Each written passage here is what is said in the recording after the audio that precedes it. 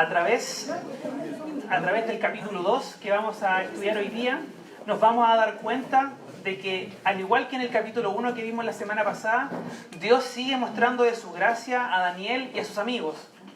A pesar de que Israel estaba en Babilonia, porque Dios estaba ejecutando un castigo sobre ellos, el pastor nos mencionaba también la semana pasada que Dios no se apartó de ellos y siguió siendo fiel, siendo misericordioso y mostrando de su gracia a los judíos en Babilonia, especialmente con Daniel y con sus amigos, que es de quien leemos el relato. Y esto, a pesar de que Daniel y sus amigos se encontraban en una condición desfavorable. Ellos no iban de paseo, no eran turistas en Babilonia, sino que eran esclavos. Y habían sido hechos esclavos por el rey Nabucodonosor. Y estaban en una tierra desconocida, nunca habían conocido Babilonia, no conocían las costumbres, no conocían el idioma y no conocían la cultura.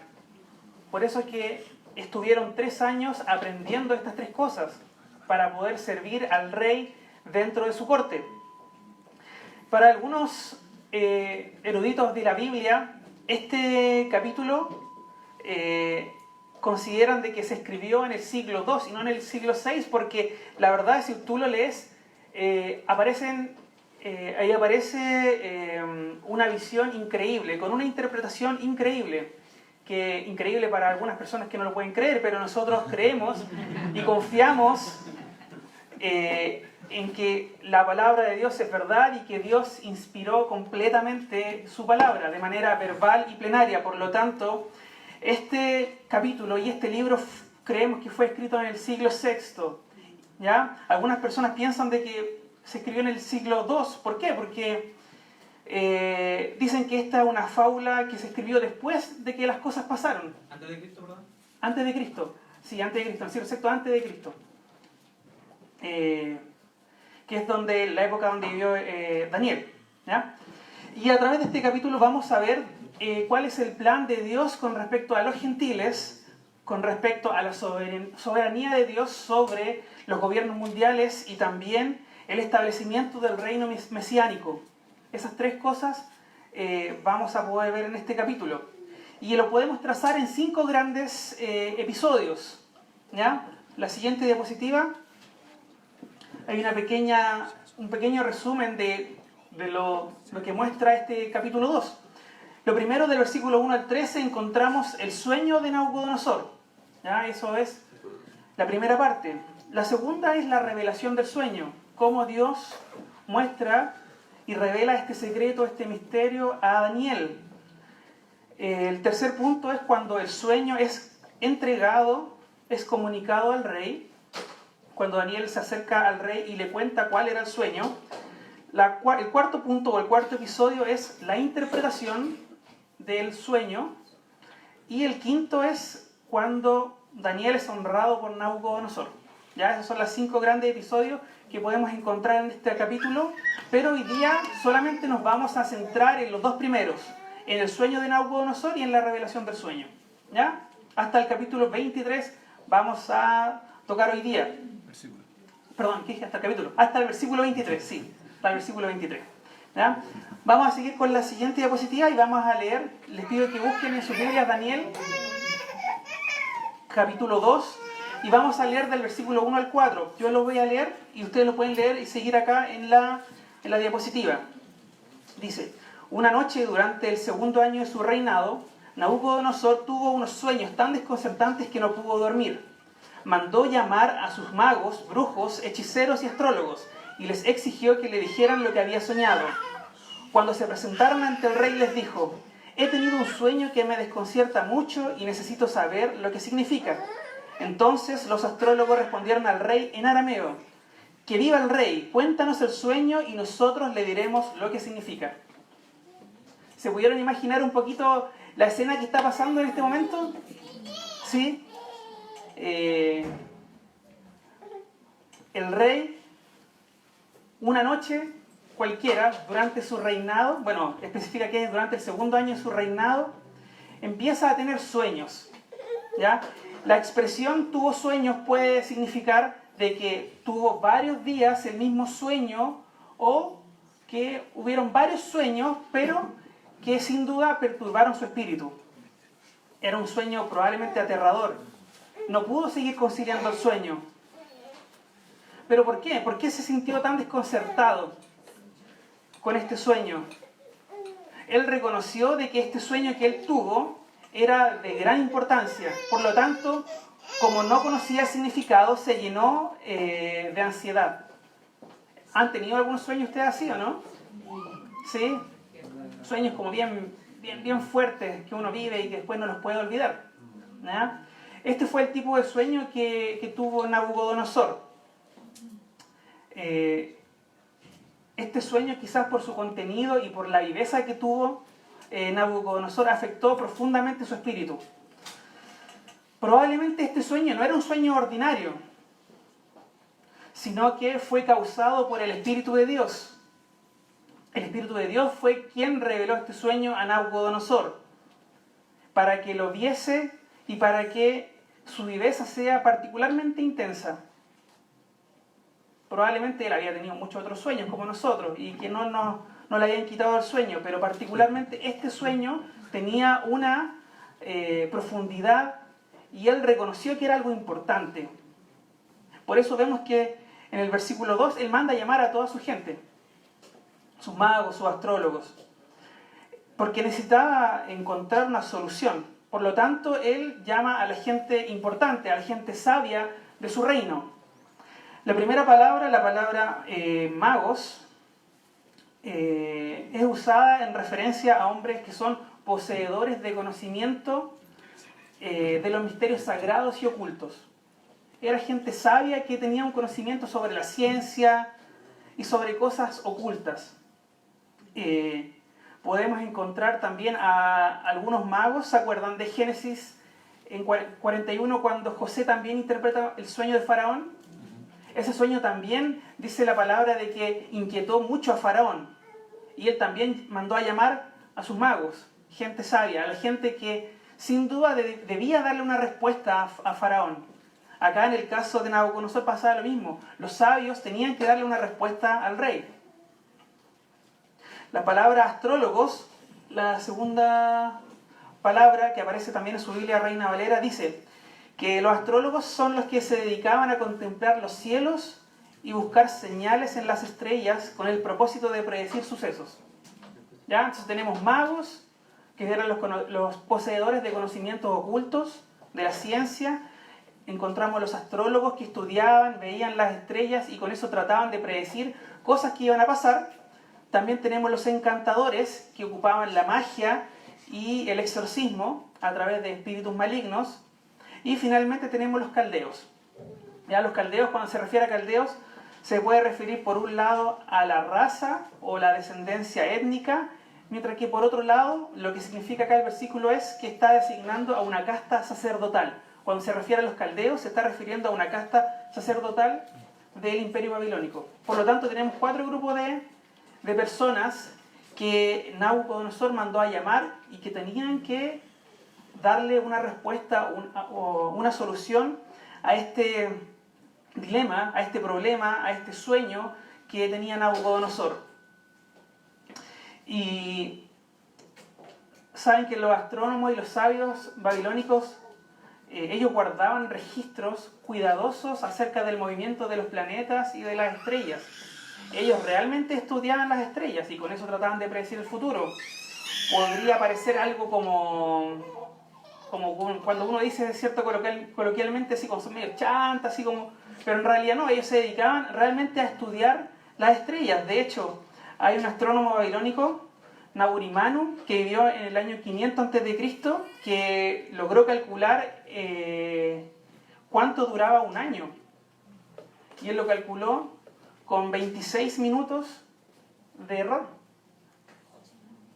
O sea, él dijo, son 365 días, 6 horas, 15 minutos y 41 segundos. Y están los registros de eso. Por lo tanto, este era el tipo de personas que Nabucodonosor tenía en su corte.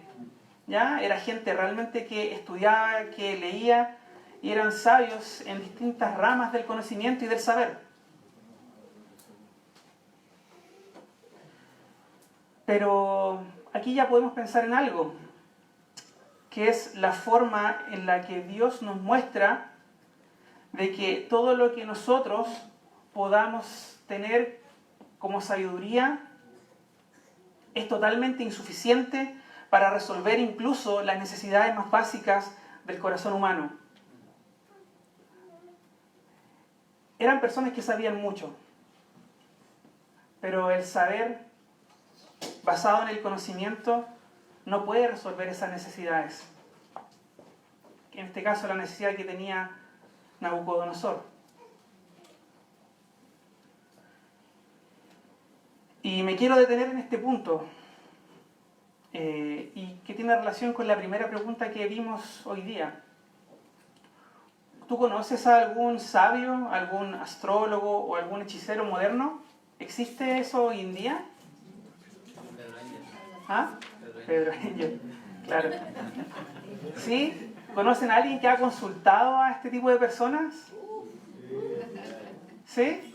¿Y qué es lo que uno quiere saber con esto cuando pregunta? El futuro. ¿Sí? ¿Qué hago? ¿Hago esto? ¿Hago esto otro? ¿Ya?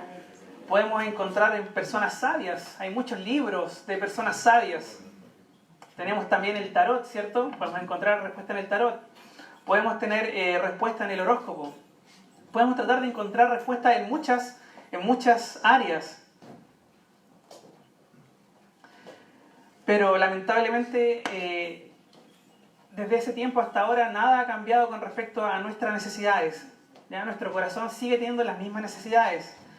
Y lamentablemente, y como vamos a ver en lo que sigue del capítulo, no vamos a encontrar respuesta allí. No vamos a encontrar respuesta para nuestras necesidades del corazón en el saber o en el conocimiento que no viene de Dios.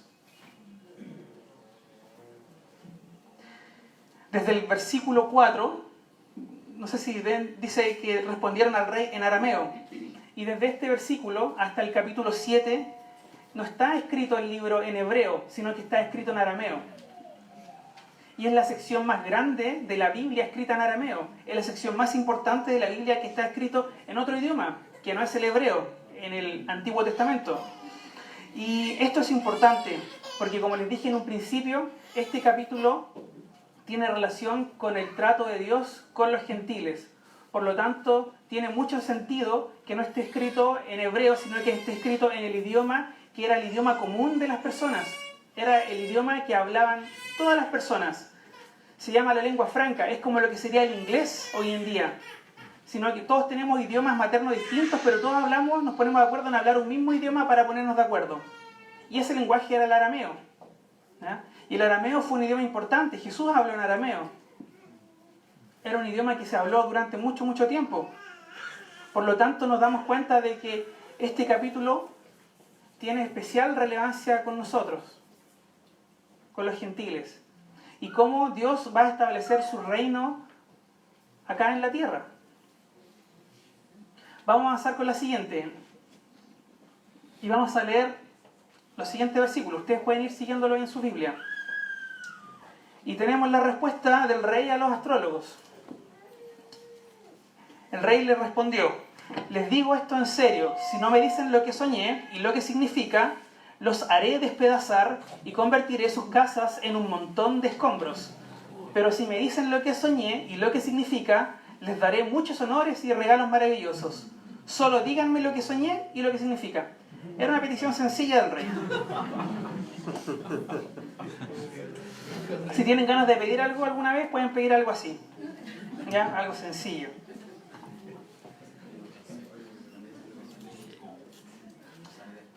Ellos volvieron a decirle, ¿ya?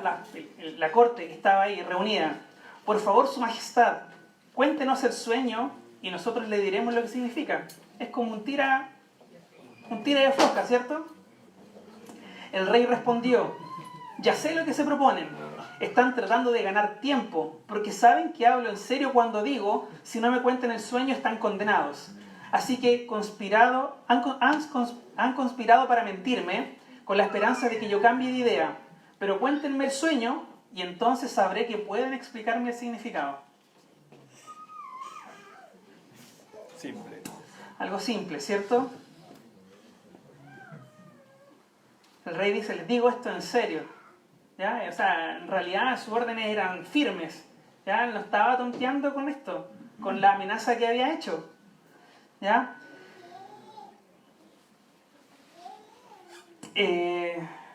Lo que está pasando acá es que el rey sí sabía el sueño. ¿Ya? Un sueño dado por Dios de manera tan clara, de manera tan fuerte, un sueño que le había causado temor y que había perturbado su espíritu, no se puede olvidar. Era un sueño que el rey estaba ocupando para saber si es que la gente que estaba ahí era competente o no para su reino.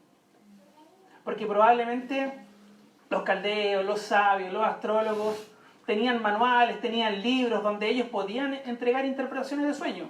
De hecho, si ustedes se meten a Google y buscan interpretación de sueño, probablemente van a encontrar también varios libros, ¿cierto? ¿Qué significa si se me caen los dientes? ¿Qué significa si me sueño que me voy cayendo? ¿Ya? O sea, hay libros, ¿ya? Uno puede ver, y hay personas que han escrito acerca de esto, y probablemente los sabios también tenían sus libros. Por lo tanto, la situación era sencilla. Rey, cuéntanos el sueño y nosotros te vamos a dar la interpretación. Pero el rey no podría saber si es que efectivamente la interpretación era verdadera o no. Ya sabemos de que este sueño fue dado por el Espíritu de Dios al rey. Por eso es que quedó tan perturbado en su espíritu. Y Nabucodonosor lo que intenta acá es, ok, está bien que me den la interpretación, pero primero quiere que me cuenten el sueño. Si son capaces de darme el sueño primero y de contarme qué es lo que soñé, entonces sí voy a confiar en ustedes. Voy a confiar en que ustedes son gente sabia, gente importante, gente que yo voy a necesitar en mi reino. Pero si no me dan el sueño primero y su significado, dice, los haré despedazar. Y esto no era una advertencia a la ligera. Lo que dice este versículo es que una forma de castigo en esa época era el desmembramiento. No quiero ser tan explícito, pero despedazar lo pueden entender bien, ¿cierto? No era mentira, era verdad. Y además, la segunda amenaza, la segunda sentencia era: convertiré sus casas en escombros. ¿Ya? O sea, iba no solamente a afectar de manera personal a los sabios, sino que también iba a afectar a sus familias y a sus posesiones.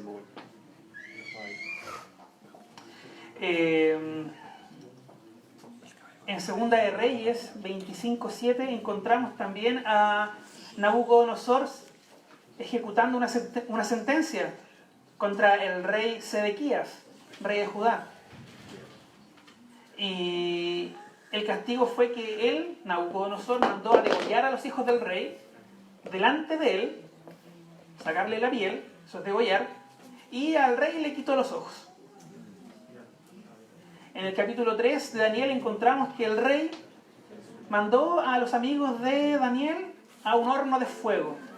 Por lo tanto, yo creo que los sabios entendían que la amenaza era verdadera, era una amenaza real. ¿Ya? Si algo que Nabucodonosor no tenía era autocontrol. ¿Ya? Era severo en sus castigos. Entonces, bueno, y por otro lado, si es que tenían éxito con la tarea que le estaba dando el rey, les iba a dar muchos honores y regalos maravillosos. Ya era una delgada línea entre la vida y la muerte.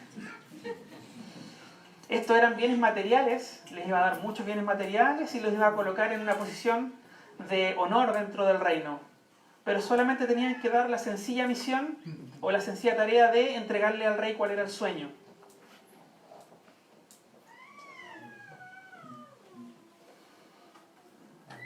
El decreto del rey surtió efecto y los sabios quedaron totalmente aterrados y frustrados, porque volvieron a decirle al rey: danos el sueño y nosotros te daremos la interpretación. Y esta es una respuesta que está llena de incapacidad. Y aquí podemos empezar a ver que en realidad los magos, a pesar de todo su conocimiento, los astrólogos, a pesar de todos sus estudios, no podían dar respuesta al rey. De hecho, el rey los acusó de que estaban tomando tiempo, pidiendo más tiempo, ganando tiempo. Y más de 100 años antes, Dios, por medio del profeta Isaías, había retado ya a estos hombres arrogantes, que eran casi deificados por el común del pueblo, por su conocimiento de los asuntos celestiales. Y pasa, nosotros muchas veces a las personas con mucho conocimiento los ponemos acá arriba, los deificamos, los tratamos como dioses, y eso pasaba con esta gente. Y Dios había pronunciado una sentencia contra ellos a través de Isaías, cuando Isaías predice la caída de Babilonia. Se lo voy a leer. Isaías 47, versículo 12 al 14. Lo pueden buscar también. Esto se está refiriendo a Babilonia, ¿ya? Usa ahora tus encantamientos. Usa los conjuros que hoy estuviste perfeccionando todos estos años. Tal vez te hagan algún bien. Tal vez puedan hacer que alguien te tenga miedo. Tanto consejo recibido te ha cansado. ¿Dónde están tus astrólogos, esos que miran a las estrellas y hacen predicciones todos los meses? Pero ellos son como la paja que arde en el fuego. No pueden salvarse a sí mismos de las llamas.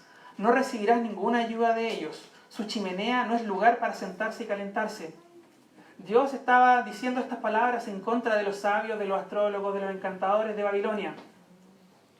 Les dice, ¿dónde están tus astrólogos? Ellos no pueden salvarte, Babilonia.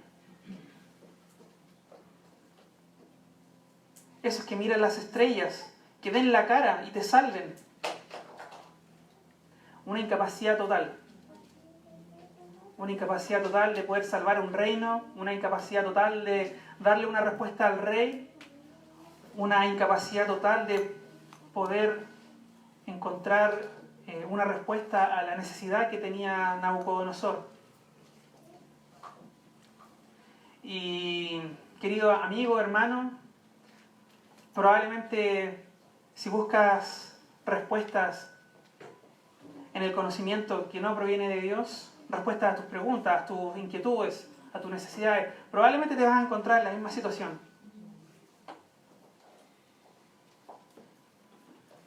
No hay respuesta. No hay respuesta.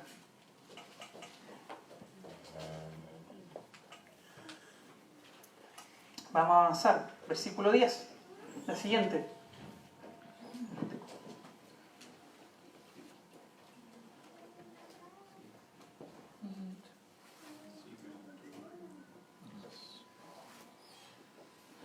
Es la siguiente. Eso.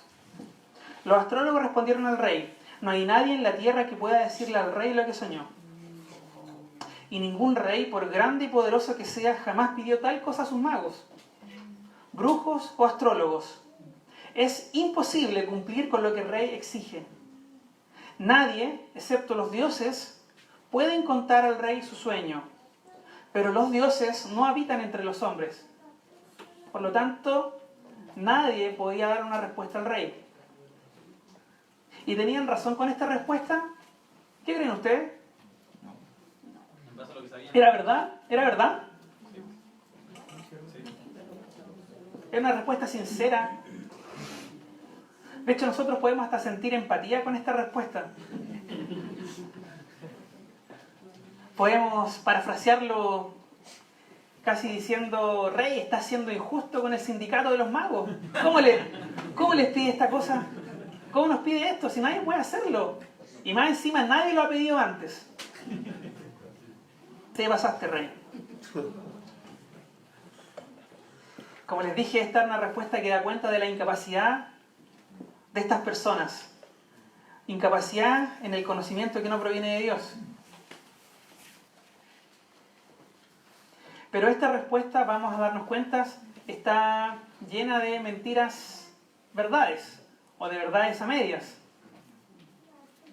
Podríamos pensar de que sí tenía razón, para dar esta respuesta, pero no, realmente no. Ellos estaban equivocados.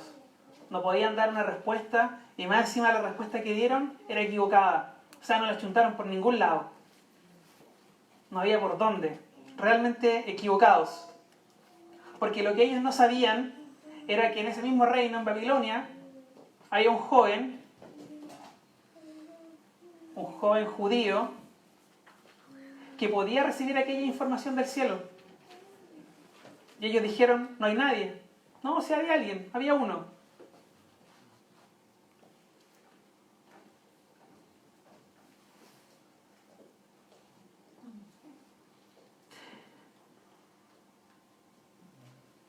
Y ellos dan cuenta al final de este versículo de que era algo que escapaba de las manos humanas. Reconocen que la solución yacía en las manos de alguien mucho más poderoso. Alguien que probablemente no estaba en la tierra. Dicen, nadie, excepto los dioses, pueden darle una solución.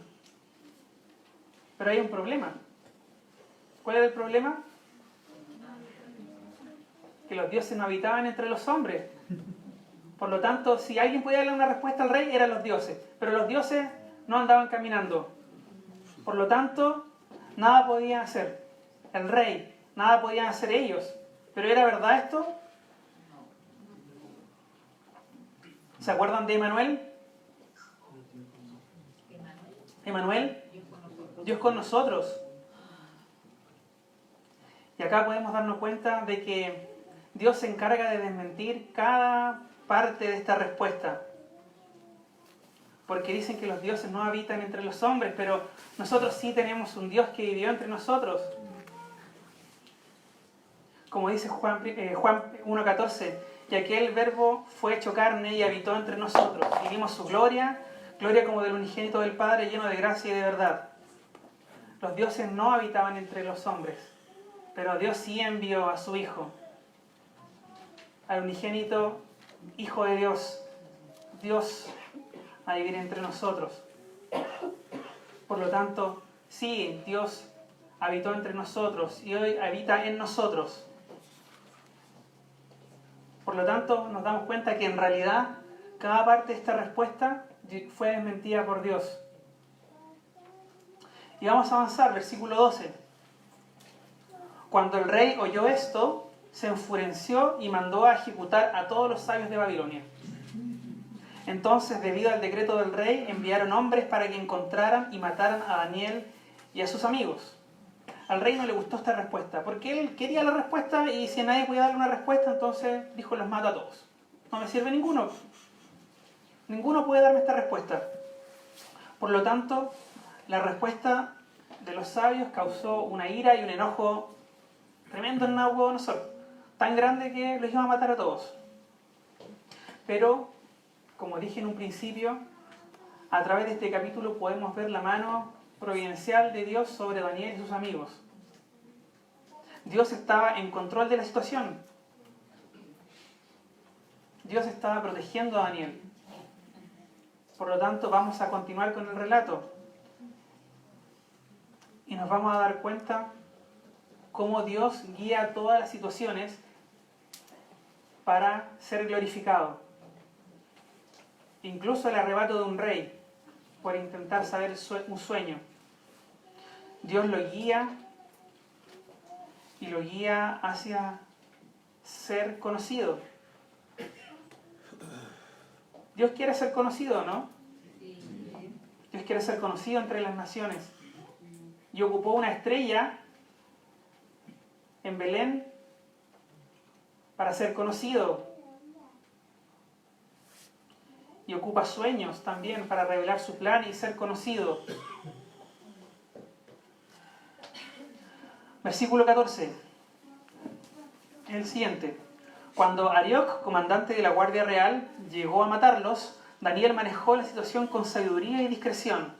Le preguntó a Arioc, ¿por qué emitió el rey un decreto tan severo? Entonces Arioc le contó todo lo que había sucedido. Daniel fue a ver al rey inmediatamente y le pidió más tiempo para comunicarle el significado del sueño. Y esta es la segunda pregunta. ¿Cómo manejó Daniel la situación? Con sabiduría, con discreción, de manera prudente. ¿Cómo fue ante el rey? De manera sencilla, con una respuesta sencilla. Y aquí podemos ver que las cualidades morales y espirituales de Daniel sobresalen en la manera en que él manejó esta difícil situación. Él ocupó palabras prudentes, palabras sabias, palabras apropiadas, para hablarle al capitán de la guardia. Y halló gracia delante del capitán de la guardia, que iba a matarlo. En realidad esta persona iba a matarlo. Pero Daniel, de manera sabia y prudente, habló con él. Probablemente el mismo Arioc, el mismo guardia real, fue el que hizo los arreglos para que Daniel fuera donde el rey. Eso no lo sabemos, pero podemos pensarlo. Dios había dotado a Daniel de gracia y de sabiduría para aquel momento crítico. La entrada de Daniel delante del rey tuvo que haberle causado una buena impresión a Nabucodonosor. La sencillez de la frase demuestran la calma que tenía Daniel. La sencillez, seguridad, humildad, fe y otras virtudes espirituales que eran inherentes a su carácter. ¿Qué le dijo Daniel? Le pidió más tiempo, pero dijo que le iba a comunicar el significado del sueño. ¿Había fe o no? Hasta ese momento Daniel no había recibido nada. Hasta ese momento Daniel no tenía idea de cuál era el sueño, qué significaba, pero él confiaba en Dios. Confiaba en que Dios le podía dar la respuesta. En el capítulo 1 leemos que Dios le había dado la capacidad a Daniel de interpretar sueños y que Dios le había dotado de sabiduría. Pero él no confiaba en él, y lo vamos a ver más adelante, no confiaba en su propia capacidad. Él sabía que Dios podía ayudarle en esta situación. Y acá, sin lugar a dudas, tenemos un ejemplo. ¿Es Daniel un ejemplo para ti? Un ejemplo a seguir en cuanto a carácter. Un ejemplo a seguir en cuanto a sabiduría. ¿Cómo estoy enfrentando situaciones adversas? ¿Qué hubiese hecho yo? ¿Qué hubiese hecho tú en el lugar de Daniel?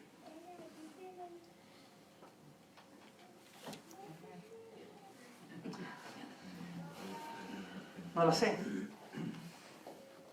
Todos los días pasamos por dificultades, por problemas. ¿Cómo los estamos enfrentando? Quizás no estamos recibiendo una amenaza así tan directa, pero todos los días nos enfrentamos a dificultades. ¿Cómo estamos enfrentando? ¿Cómo es tu carácter?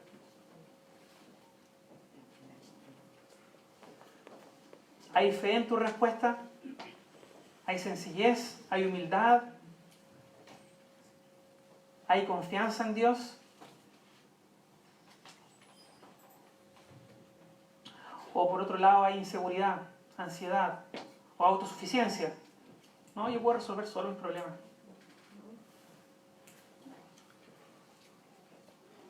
Cada uno de nosotros conoce su situación particular.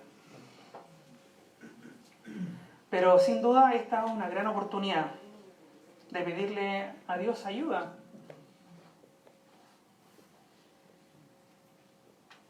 Nuestra meta es llegar a parecernos a Cristo. Esa es la medida. Y yo leyendo a Daniel probablemente no me parezco ni a Daniel, menos me parezco a Jesús.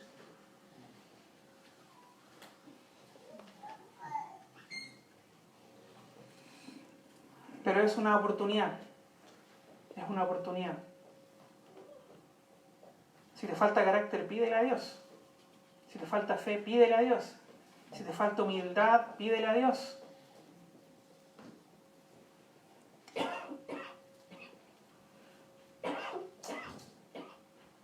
Realmente Daniel es un ejemplo para nuestras vidas. Y por eso es que está escrito. Por eso es que lo tenemos después de 2500 años, casi. Lo podemos leer y podemos leer su historia. Vamos a avanzar, versículo 17. Entonces Daniel regresó a casa y contó a sus amigos Ananías, Misael y Azarías lo que había ocurrido. Les rogó que pidieran al Dios del cielo que tuviera misericordia y les revelara el secreto para que no fueran ejecutados junto con los demás sabios de Babilonia. Y este versículo nos da la clave de toda la carrera de Daniel como instrumento del verdadero Dios de Israel. Él conocía la importancia de la oración de fe y preferiblemente con otros creyentes. Este realmente es un hermoso ejemplo de unidad espiritual. Daniel podía haber orado solo, sí, pero ¿qué hizo él? Fue donde otros creyentes en Dios, fue donde sus amigos, compartió la carga y les dijo: oremos juntos, pidámosle a Dios que tenga misericordia de nosotros y nos revele el secreto. Es la única opción que tenemos. A pesar de que Daniel podía interpretar sueños, pero él le pidió a Dios ayuda, misericordia, porque de otra manera sabía que su destino iba a ser igual al resto de los sabios. Pero Daniel confiaba en Dios. No confiaba en sus propias capacidades. La respuesta de estos 4 hombres nos demuestra con claridad que desde un punto de vista espiritual no habían quedado afectados por los 3 años de educación en la corte de Babilonia. Recordemos, Daniel y sus amigos habían salido hace 3 años de Jerusalén. Habían salido de su tierra natal. Quizás ellos vivían con sus padres, tenían amigos, tenían hermanos, tíos, familiares, gente con la que compartían su fe en Dios, su confianza en Dios. Pero ellos eran esclavos y la Biblia en este caso no nos menciona si habían más como ellos ahí junto con Nabucodonosor. Solamente nos menciona a Daniel y a sus 3 amigos. Podemos entender de que estaban solos expuestos a una cultura pagana, expuestos a conocimientos que no eran los que ellos tenían, expuestos a un idioma que ellos no conocían, expuestos a una cultura que no era la que ellos habían aprendido de niños, no era la que le habían enseñado a sus padres. Y nos damos cuenta de que no se vieron afectados por estos 3 años de educación.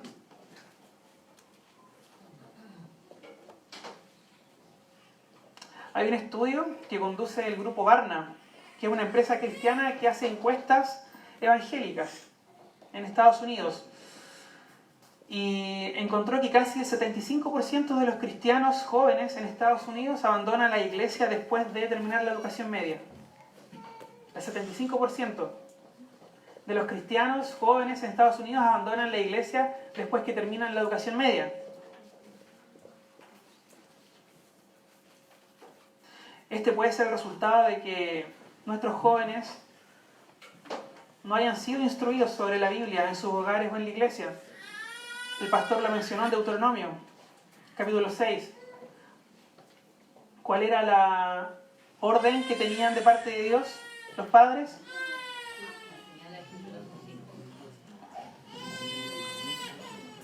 ¿Cierto? Repetir la palabra en sus casas, al andar, al acostarse, en los dinteles. Las estadísticas muestran que los jóvenes pasan un promedio de 30 horas semanales en las escuelas, donde reciben enseñanzas que son diametralmente opuestas a las verdades de la Biblia. Pasan otras 30 horas a la semana conectados en Facebook, chateando, jugando, Netflix. Y solamente son expuestos 30 o 40 minutos a el estudio bíblico, preferiblemente los días domingos. O si comparamos 60 horas con 40 minutos,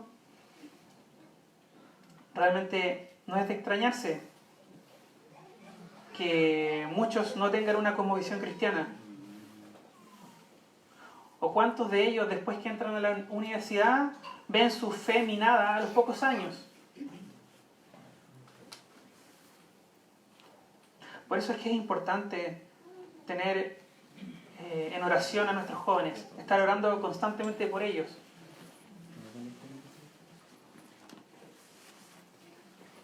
No hay duda de que uno de los factores importantes para que los jóvenes permanezcan firmes en su fe cristiana son los padres. Proverbios 22:6 dice: instruye al niño en su camino, y aun cuando fuere viejo, no se apartará de él. En el caso de Daniel, ni siquiera tenía a sus padres ahí. No estaba con sus padres. Por lo tanto, para él hubiese sido más fácil adoptar la cosmovisión babilónica de la vida.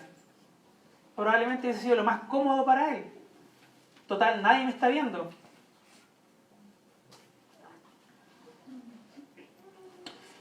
Lo sencillo era haber abandonado al Dios de sus padres, haber abandonado las enseñanzas que recibió de niño.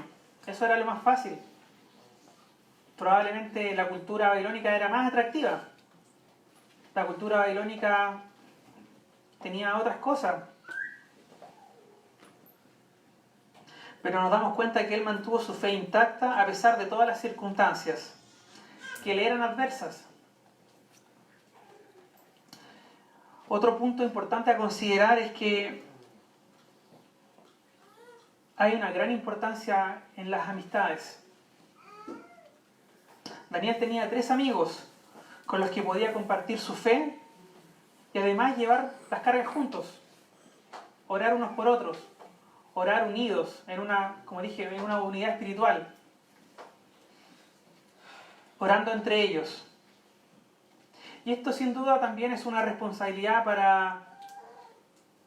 para los padres y también para los jóvenes y para nosotros también como iglesia.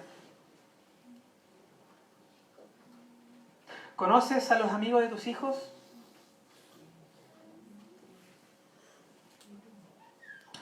¿Son una buena influencia para ellos? ¿Qué crees? Muchas preguntas, respuestas que hay que pensar. Y con esto no estoy diciendo de que no tenemos que compartir con las personas del mundo, porque esa puede ser la otra visión, ¿cierto? La otra postura. Podríamos pensar de que, ok, si vamos a pensar solamente en personas cristianas y compartir entre personas cristianas, mejor hagamos una comunidad apartada y nos arrancamos de todo. Y así nos aseguramos de que solamente estamos nosotros.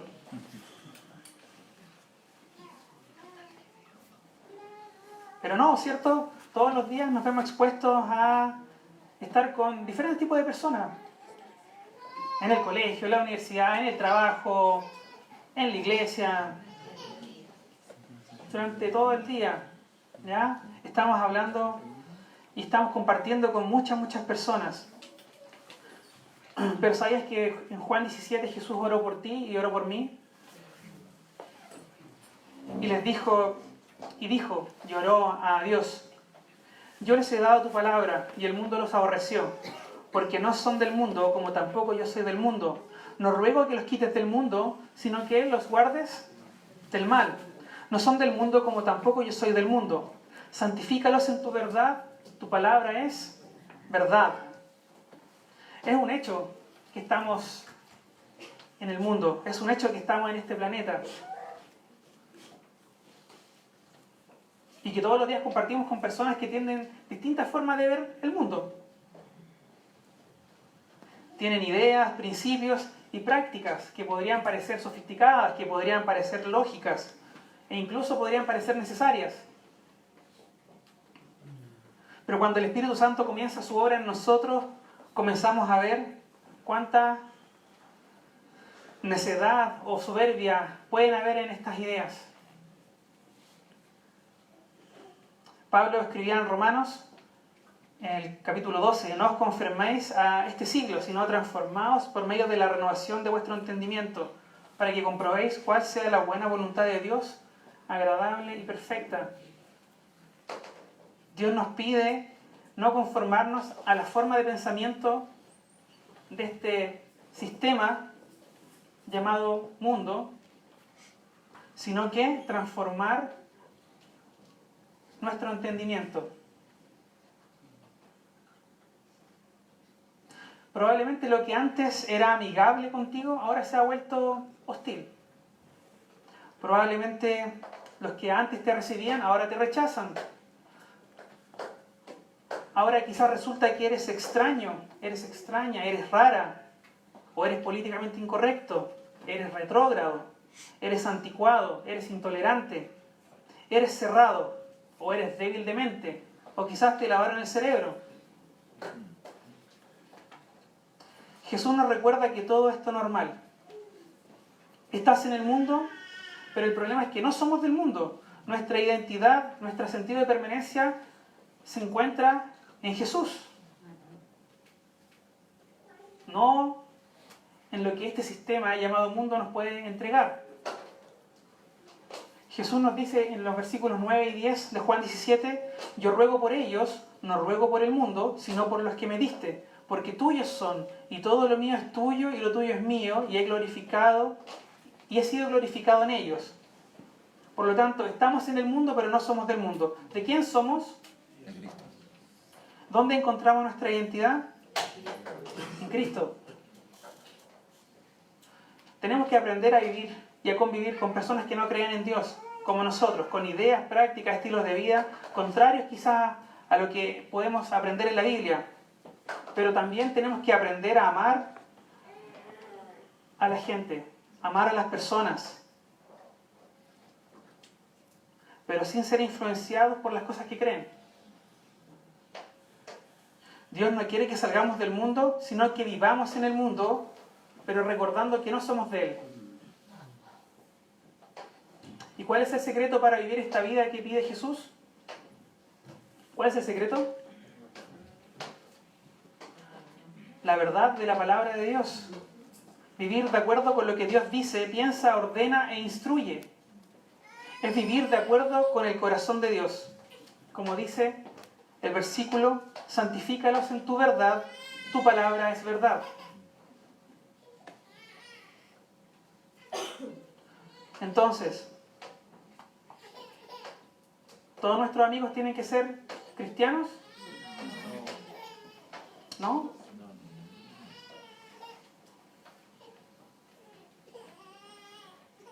Tenemos que amar a las personas, compartir con las personas, no nos vamos a arrancar, no nos vamos a ir de este planeta a otro planeta. Estamos acá, pero no somos de acá. Si tienes amistades, comparte con ellas, muéstrales de Cristo, muéstrales cómo es Él.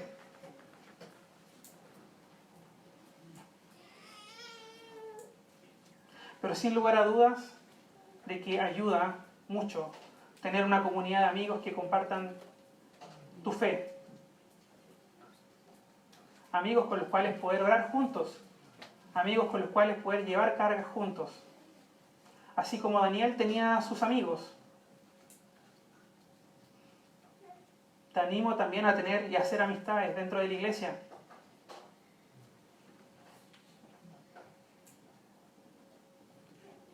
Probablemente acá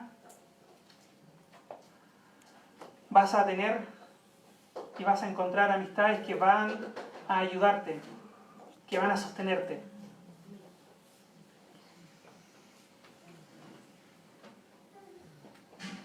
Vamos a terminar con la última porción y vamos a terminar con el versículo 23. Del 19 al 23. Pueden ir siguiendo la lectura. Esa noche el misterio le fue revelado a Daniel en una visión. Entonces alabó al Dios del cielo y dijo: alabado sea el nombre de Dios por siempre y para siempre, porque a Él pertenecen toda la sabiduría y todo el poder. Él controla el curso de los sucesos del mundo. Él quita reyes y pone reyes. Él da sabiduría a los sabios y conocimiento a los estudiosos.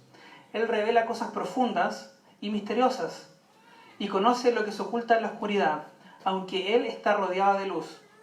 Te agradezco y te alabo, Dios de mis antepasados, porque me has dado sabiduría y fortaleza. Me revelaste lo que te pedimos y nos diste a conocer lo que el rey exigía. ¿Cuál fue la reacción de Daniel?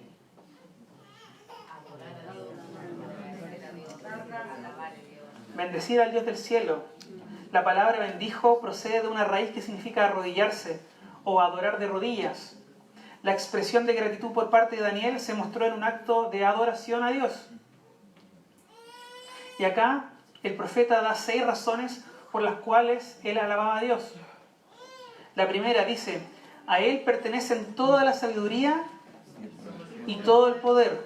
Toda la sabiduría y todo el poder. No en los magos, no en el conocimiento, ni siquiera en lo que él aprendió esos 3 años en Babilonia. No estaba ahí la respuesta. La respuesta estaba en Dios, porque Él es el dueño de toda la sabiduría y todo el conocimiento. Y Él tiene todo el poder. El poder significa con la capacidad que tiene Dios para poder ejecutar una decisión. Y la sabiduría, la capacidad de tomar la decisión correcta. Dios tiene todo el poder. Él puede hacer todo lo que Él determina hacer. Y todo lo que Él decida hacer es lo correcto. Él controla el curso de los sucesos del mundo. La segunda razón.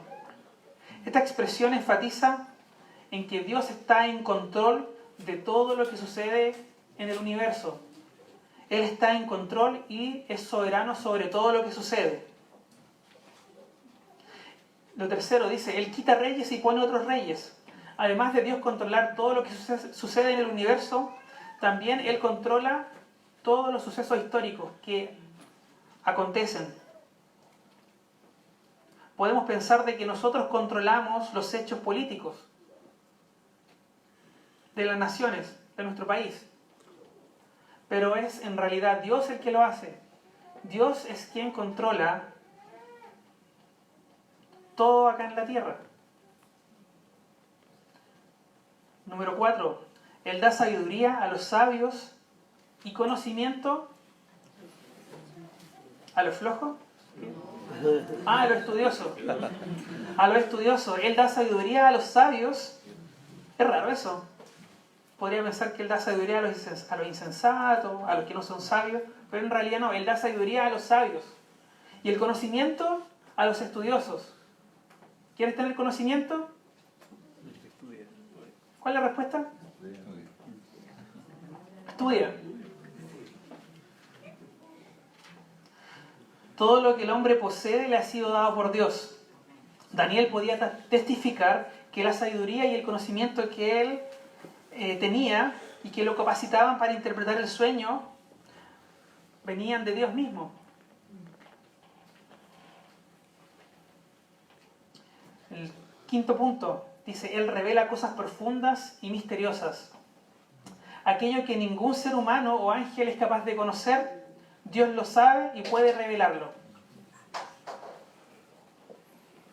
Y este es el principio de los misterios en la Biblia. ¿Qué es un misterio?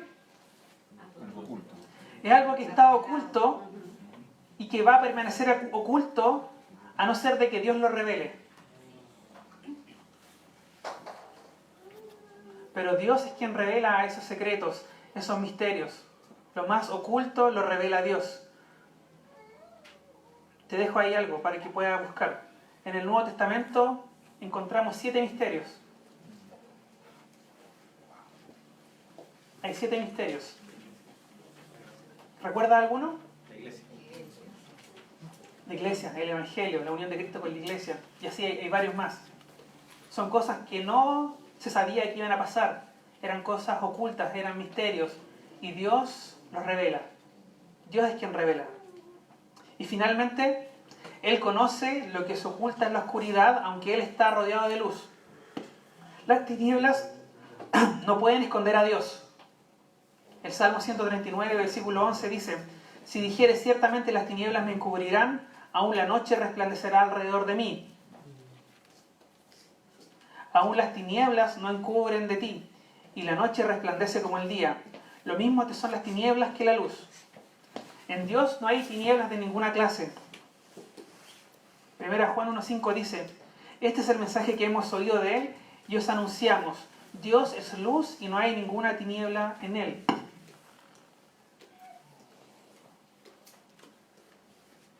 Él conoce todo. y no hay nada oculto para Él. Aquí son 6 razones que tenía Daniel y que tuvo Daniel para alabar a Dios con una actitud de adoración. Pero si nosotros nos ponemos a pensar, ¿tenemos razones para alabar a Dios? ¿Tienes razones para alabar a Dios hoy día?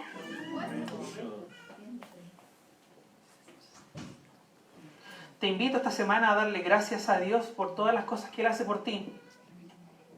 Podría ser algo grande o algo pequeño. En el caso de Daniel era algo grande, ¿cierto? Y a veces queremos también vivir experiencias como la de Daniel, pero probablemente nunca va a ser tu caso. Quizás sí.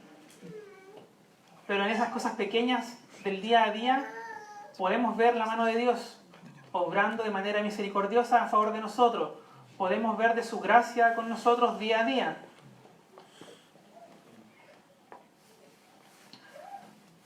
Como dije, puede ser algo grande o algo pequeño, pero como hemos escuchado hoy, todo y absolutamente todo está bajo la soberanía y el control de Dios.